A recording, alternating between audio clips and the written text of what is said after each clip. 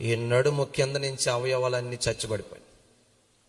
మీకు ఎంతకి ఈజీ, కానీ ఒక నడిచే పరిగెత్తి ఆడుకునే ఒక అబ్బాయి సడన్గా 2 కాళ్ళు పోయి అవుటోడైపోతే మనస్సు నలిగిపోద్దక్క, హృదయం బద్దలైపోద్ది అండి. కన్నీళ్ళు తప్ప ఇంక ఏమీ రావు. ఓ మాట చెప్పనా, మా అమ్మ నాన్న నన్ను చాలా ఆశ పెట్టుకున్నారు డాక్టర్ అవుతాడని.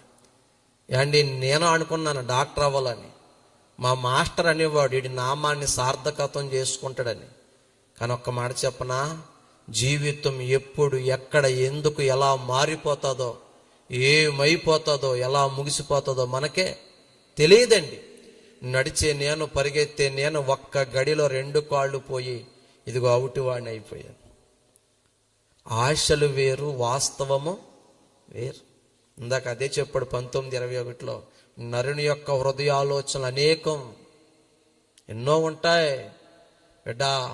మరలా చెప్తున్నాను ఇక్కడ ఉన్న వాళ్ళకి, ఇక్కడ ఎవరైనా రక్షణ లేని వారు ఉంటే, బాప్తీసం పొందడం అంటే ఈ రాత్రి ఈ సాక్ష్యం జాగ్రత్తగా వినండి. ఇంకా టైం ఉంది, ఇంకా బలం ఉంది, ఇంకా వయసు ఉంది, చూద్దామనుకుంటున్నారేమో. మనిషి జీవితం ఎప్పుడు ఎక్కడ ఎందుకు ఎలా మారిపోతుందో మనకే తెలియదు. నాకన్నా బైబిల్ బాగా చెప్పింది.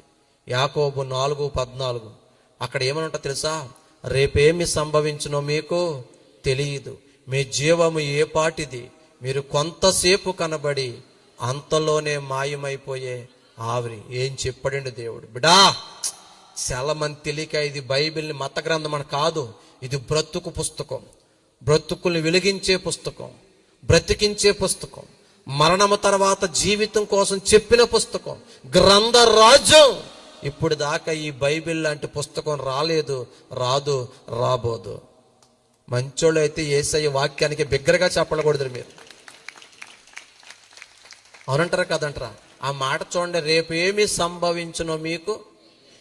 మా అమ్మ నాన్న నన్ను కన్నారన్నా, కానీ ఇలాగ అవుతానని మా అమ్మగారికి మా నాన్నగారికి తెలియదు. తెలిస్తే అండి ఈ బలహీనుడికి డాక్టర్ బాబు అని పేరు పెడతారా? కన్నారు కానీ కొడుకు ఏమవుతాడో వాళ్ళకి తెలియదు. నేనేమవుతానో నాకు కూడా తెలియదు అక్క, అందుకే నేను డాక్టర్ అవుతానని చెప్పాను నేను. అదే చెప్పాడు అక్కడ, రేపు ఏమి సంభవించునో, రేపొద్దున నా జీవితంలో ఏం జరుగుతుందో నాకు తెలియదు, నీ జీవితం ఏమవుతుందో. ఎందుకంటే మీరు కొంతసేపు కనబడి అంతలోనే మాయమైపోయే ఆవిరి.